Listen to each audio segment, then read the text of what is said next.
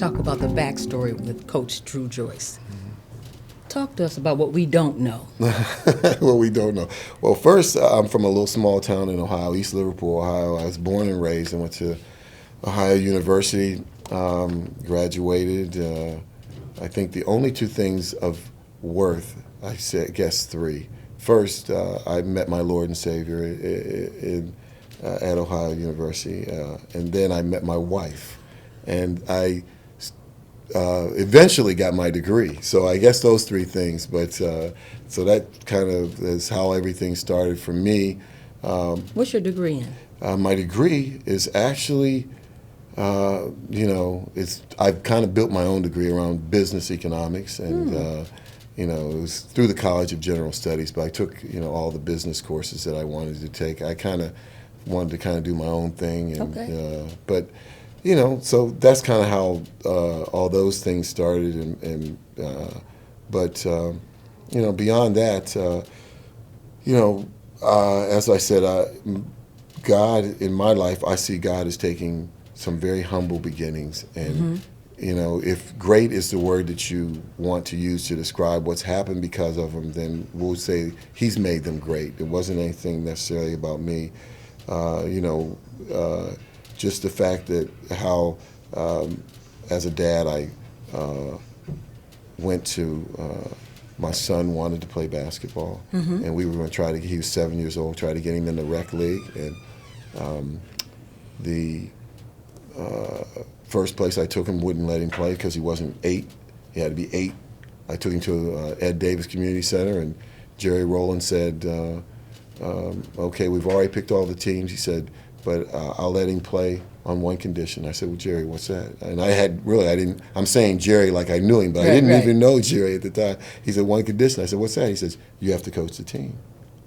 And that's how my coaching career started, Started at that point. You had no inkling, no desire, no... Well, you know what? Honestly, graduating out at high school, I really had a great coach and a football coach. And I liked what he did, and I liked the example he lived in front of us. So I kind of wanted to be a coach, but when I got into college, I went down a different path, and now I was in corporate America. So the dream to be a coach had kind of was gone, and this kind of was that opportunity to get back into coaching. But I'd never played basketball. I played football growing up, so I thought that coaching would be football, but now it's basketball, and because of the teaching that Bishop has given me over here, Bishop Joey Johnson, for those of you who don't know who I'm referring to. House of the Lord. House of the Lord, yes, Bishop Joey Johnson.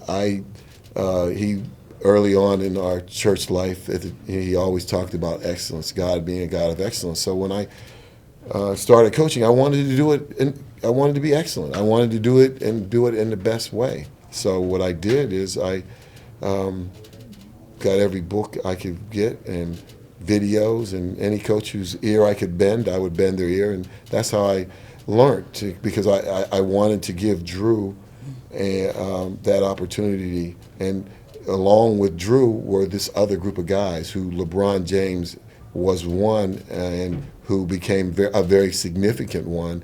He and Dru became very good friends. They're still great friends to this day, and so. They were just so their thirst for the knowledge was so great that I had to be good, because everything I taught them and everything the other coaches taught them, they absorbed, and they were like looking at us, what more? Right. And so we had to find out what more. And I'm very thankful that my ego didn't get involved, and I say that because as a dad, sometimes you get hung up. You want to be the guy out front, the guy kind of, in control, if you will, and it's not that I don't have those desires, because I'm, like everyone else in those moments sometimes, but my ego didn't get involved in that. I would take Dru and LeBron anywhere, to other coaches. One happened to be Keith Danbrot, so that they could learn, and and while they were learning, I was learning too. Exactly. So it was all good for me too. So I mean, that's kind of how all this coaching stuff happened, and and as it went on, I began to understand that this was my calling. And I recognized that coaching, I saw it as this sacred opportunity to be able to pour my life into the lives of young men at a very impactful age. And the guys were getting older, and they were, now going into high school. And I thought that, honestly, my coaching days were kind of over. I was kind of looking, I'll go coach my younger son. And Keith Dambrot asked me to be an assistant coach at St. Vincent St. Mary. And from there, I was an assistant coach for 2 years, and Keith left. And when he left, he said, I want you to take over. And I'm like, wow, I'm not ready for this. And, I thanked my wife in that moment, because I told her, I said, I don't want to mess this thing up, because the team was nationally ranked, 2 back-to-back state championships. I felt like, if I succeeded, they were going to be because they were Keith's kids, and if I failed, it would all be my fault. So there was some fear involved, and so I wasn't going to take the job. And my wife said to me, Dru, how can you say no? She said, this is God honoring all that you've done for those guys, all those years traveling up and down the highway to find a gym to practice when they were younger. And she said, how can you say no? And those were kind of the words I needed to hear. Wow. So, yeah. In our remaining time, that touches me deep. And I could feel the emotion in your voice when you went there. How can you say no? And I'm so glad you said yes. Yeah. And from that, doesn't the movie More Than a Game kind of capitalize that? Yeah, it does. And it does. And that's another thing that, I can remember that, they're filming this movie, and the guy says, Coach Dru, I think there's a movie here. And I kind of said, okay, Chris, yeah, sure. And, again, God just took something that, we were just a high school basketball team, and now, it's in movie theaters. And again, something that, that wasn't the goal. It wasn't how we were looking at it, but God saw something bigger than we ever saw, and he made it big. And the same thing with the book. Because of the movie, we're doing interviews around the country to promote the documentary, which honestly was really, and I think Braun wouldn't be mad at me to say this, but Nike kind of set it up to sell shoes. So we were going around the country to do all these documentaries. I mean, they were viewing the documentary in these 5 different cities, and every city we went into, we had a number of interviews to do. And I was doing interviews, and one of the gentlemen who was working for the William Morris Agency, who was promoting the movie, said, Coach, you should write a book. And honestly, that's how the book came into being. And he actually took it one step further. I said, well, I had a little vision board. I said, yeah, that was on there, write a book one day. And he said, well, I think you should. He says, I like how you say things. And in a week or two, he introduced me to who is now my literary agent. And, I guess I want people to understand that don't count small beginnings. You don't know what God can do with something as long as you just show up and you're there, And look at that, Cameron, when you say that, Dru. And in our remaining minutes, talk to me about the LeBron James tournament every year at the church. Yeah, again, as I was sharing, the tournament that and how that came about, honestly, was the fact that my son was playing high school basketball, college basketball now, and I went to his first game. And we had just, as a high school team, went all over the country, beating everyone. We were the national champs. He played Cincinnati. The first game, there's 4 kids from the Cincinnati team from Texas, and 1 kid from Ohio. And I'm like, how come you don't have more Ohio players on your team at the University of Cincinnati? And I asked the question, how does this work? And the guy told me that how the NCAA does these events in the month of April, and the state governing body has to sanction them, and to do an event. And he said, to get this done, you're going to need a politician to get it done in the state of Ohio. And I said, oh, wow, okay, I don't know any real politician. I knew the mayor of Akron, and honestly, I took the idea to the mayor, and he supported it, but the Ohio High School Athletic Association would have to approve this. And it just so happened, and I share this in the book, a young man from East Liverpool, Ohio, he calls me, wanted to sell me some investments. I had watched his dad as a kid play football, and he kind of had watched me in high school play football. And he called me about these investments, and he says, well, Dru, what are you doing with yourself now? And I was telling him that I had, honestly, at the time, I had left corporate America, and I was, on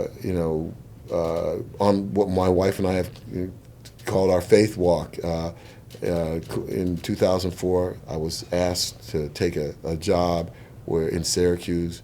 They were moving me out of a major account that I was calling on. They were going to ask me to drive to Syracuse, 6 hours away once a week, and I left in the meeting. I said yes, I'll take the job because I still had a younger son, a freshman in high school, and Dru was a freshman in college.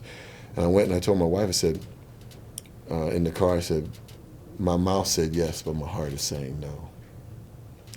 And she said, well, come home, we'll talk about it. And we talked about it, we cried about it, and we made a decision that we were going to begin our faith walk. We always said that God is a provider. So now we were going to, trust that he is a provider. And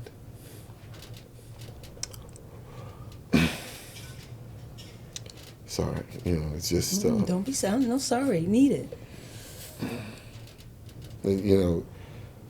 I know.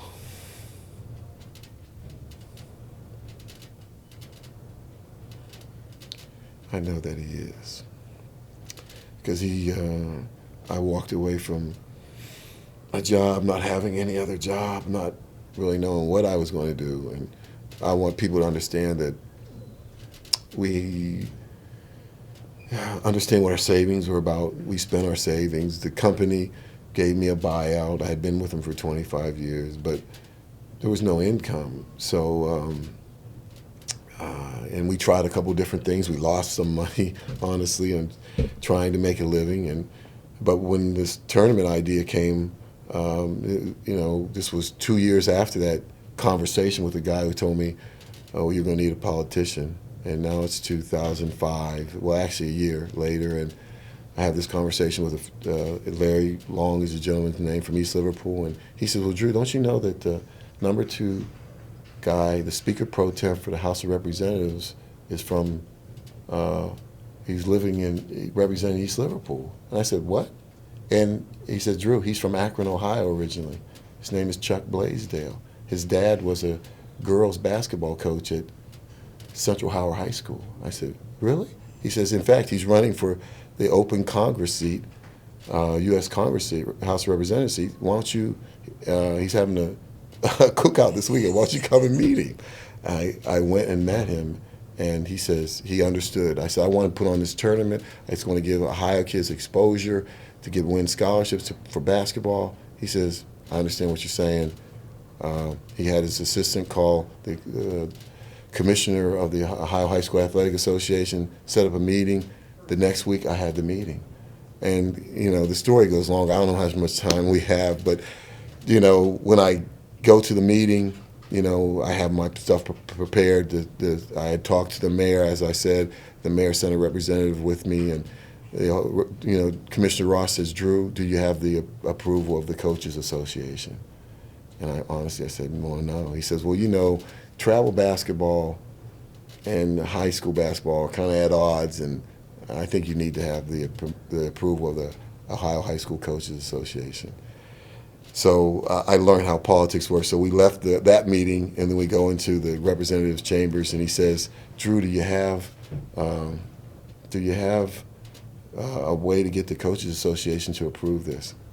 And this just shows how good God is. A couple years before, I had started to work Michael Jordan's camp. And the reason I went there was because they were training me to do a celebrity camp for LeBron, a superstar camp for kids for LeBron. At least that's what they said, and I thought I was going there for, but God had a different plan in that when I go there, the first year I'm there, I worked it for 2 or 3 summers. The first summer I'm there, I meet a gentleman, Norm Person, a veteran Ohio coach, who had happened to have been a past president of the Ohio High School Coaches Association. So when I'm in that meeting, I said, I think I know the guy. And I call, he says, well, you need to call him. And I called Norm up, and I said, Norm, this is what I want to do. I want to bring this kind of an event here, a travel tournament. It'll be a NCAA certified event. The college coaches can come out and view the talent. And he said, Dru, I understand. He said, I'm not the president anymore. He said, but they still listen to me. And he went, and he got the Coaches Association approval, and I went back to Commissioner Ross, and I called him over the phone, and I would have loved to have seen his face. He's a great guy, but I don't think he thought I could get the Coaches Association approval. But God had already had it all set up. And from there, that humbly, in 2006, we had our first tournament, and we got the approval in January of about January 2nd or 3rd. We were going to try to put the tournament on at the end of April, and in 3 months, we had the first tournament had 318 teams, and it has grown since then. This year, we had 610 teams. We used the church for the sanctuary. Has been the whole church. We use the whole church, the gymnasium, everything, and Bishop's been so kind to allow us to come in. But the event generates $5 million this year for the greater Akron community, and so we're just very thankful that how again God can take something very small if you just stay there and you show up and you have a heart and a desire to do the work, and He can make it great. Thank you for that backstory. Thank you.